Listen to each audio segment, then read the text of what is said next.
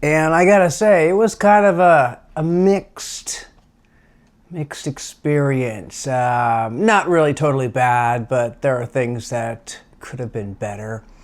I think the airport, Boise Airport, was fine. Security was, I think, nobody in front of me. Well, maybe like one or two. I mean, so basically under a 1 minute wait, I should say. Yeah, it was fine. Then sat at near the window and killed time. We boarded on time, pretty much, and no upgrade. I wasn't expecting it. I was in 13th place or something, or maybe it was even 17th. Yeah, and there was only like 4 seats open, so other people got it. I'm only gold this year. That's all I am. I'm only gold. I'll build a presidential palace. Only gold.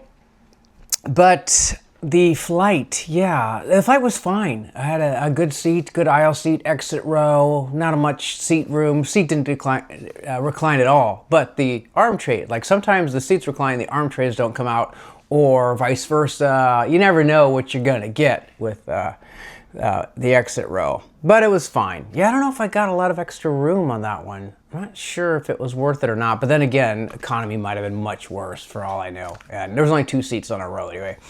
And the other one was taken. But that was fine. And it was such a short flight anyway.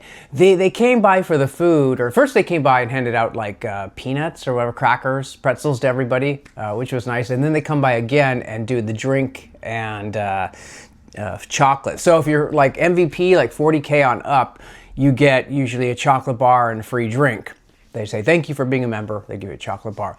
Sometimes they say, this doesn't even happen very often, but they say, would you like the chocolate bar or the drink? I'm like, what? It's like, either or. You can't have both. Like, so if I take the chocolate bar, the thank you chocolate bar, I can't have like the free drink. I guess they want to make extra money and think, well, some people are going to want that chocolate and the drink. And it's just like everything is a cash grab, which I understand. You want to make money, or maybe there's a lot of people and they're losing money on chocolate. It was just sort of like, fine, I'll take the chocolate, I guess. I didn't actually want either one really, but I figured it's free. I've got a drawer full of their chocolates, which are okay. I'm never really in the mood for them, not on the plane, and when I get home, I got other food, but, and I didn't want to drink it all anyway. I wasn't going to have a drink. In fact, when they said, what would you like to drink? It's like, well, nothing. So I didn't even get like a Diet Coke or coffee or whatnot. But it was just sort of like, come on, you gotta be that picky, like chocolate or this. You can't have both. We can't afford both. Times are tight. Gas prices are high. All right.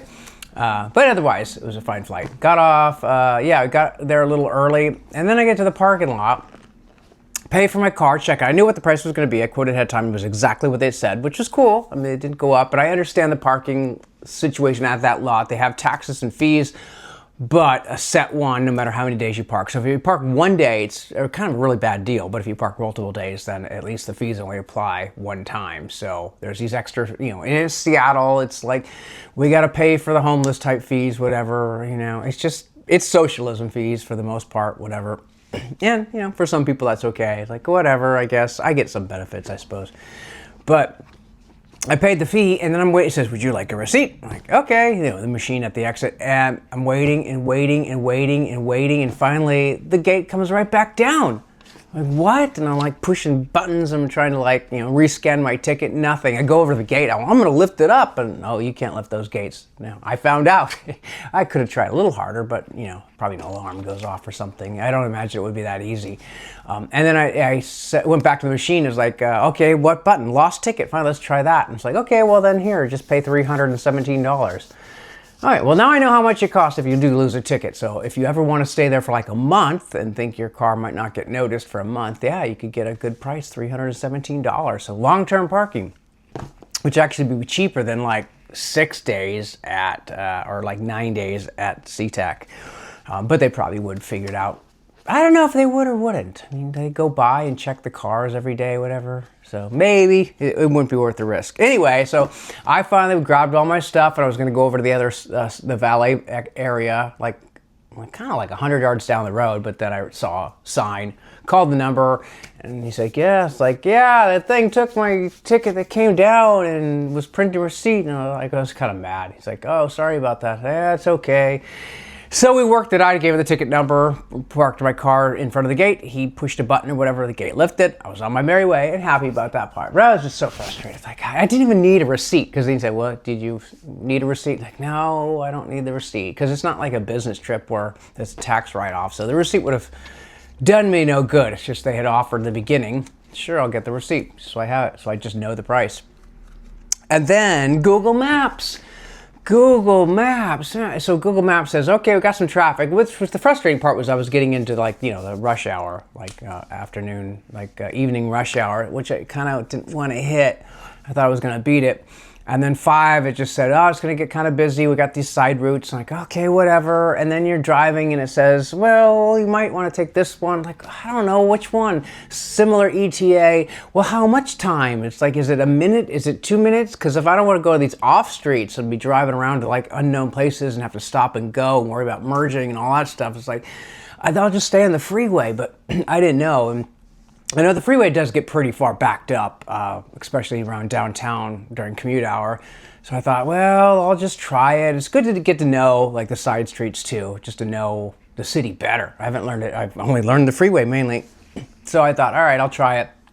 And then it's actually going pretty well, but then it says you got to merge back onto the freeway. But it doesn't tell you, like, you better be on the left lane, because the right lane's going to turn off and force you like downtown. And then it was too late. The line was too long. I couldn't force my way in or even cut in. So I was like, okay, now I'm taking a side route. It says, no problem. Just go ahead and take a U-turn up here. And I get to where it says take a U-turn. No U-turns. Like, okay, there's a sign saying no U-turn. I'm not going to, like, get a ticket over this. So I had to take a left, and then I go a different way. And it says, all right, go all the way around all this, you know, all these other turns near the stadium. Got to see what the ballpark looked like from the front, but in car. I see it on foot. And then I finally did get back on the freeway. It says, okay, now take Olive, go down, the Cap Hill area, the Cap Hill downtown, instead of the freeway, because the freeway does get really far backed up on, like, Lakeview. It becomes stop and go for a bit. But then I thought, how much? Is it like 1 minute, 2 minutes? Because sure enough, I took the streets, and then once again, the road turns off. You're forced off unless you're in the left lane, but it doesn't tell you to get in the left lane. So you don't know. It's like, I'm in the wrong lane. And luckily that time I got in the left lane at the last second, whatever. People, the one good thing is people, for the most part, are pretty chill here, and they're not like gonna like go to pieces and have a shootout if you do need to kind of merge. They're like, okay, go ahead and whatever. So that's kind of cool that the drivers are not filled with rage. There's not a lot of road rage here. I'm not saying it doesn't exist, but it's not like, I find driving here is okay, and people may honk sometimes, but they're not going to shoot you if you cut in front. For the most part. There's exceptions, I'm sure, in certain parts of town.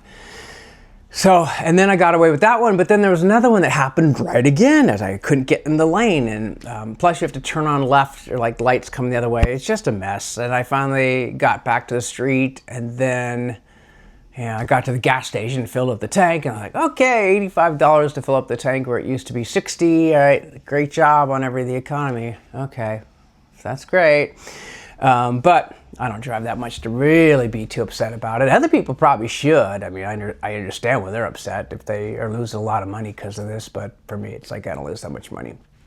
So anyway, it wasn't really that bad. I'm just, and the thing about it is, like, yeah, I could have taken the train. It would have been $3, but the train has a lot of unpleasant people sometimes, and they're just, sometimes you just do not want to be sounds snooty, but I want to be honest, I don't want to be around them sometimes. I just want to be like in a pleasant environment the whole time. And I do my time. I do take the train sometimes, and I put up with the things that you have to put up with. And I'm saying everyone's bad, and they're in deep down, I'm sure a lot of them are good people or whatever, just trying to survive, I suppose. But some of them are just like so frustrating, like killing me. So sometimes it's worth it to pay the extra money, but then it still took me quite a while to get home. But I also learned about the roads, Google Maps. Do I stay on the freeway more, trust the freeway? Which I think, yeah, just try to stay on the freeway as long as possible, even to slowdowns, because the city roads with the stop and go and the lost gasoline on that and the headache of it all and pedestrians, it's sometimes just better to stay on the freeway as long as possible. And then not expect a chocolate on the plane if you want to drink. That's good too. Set your expectations. I didn't expect first class, and I didn't get it. I'm only gold. The gold is actually not that high. So, all right, that's it for now. Cheers.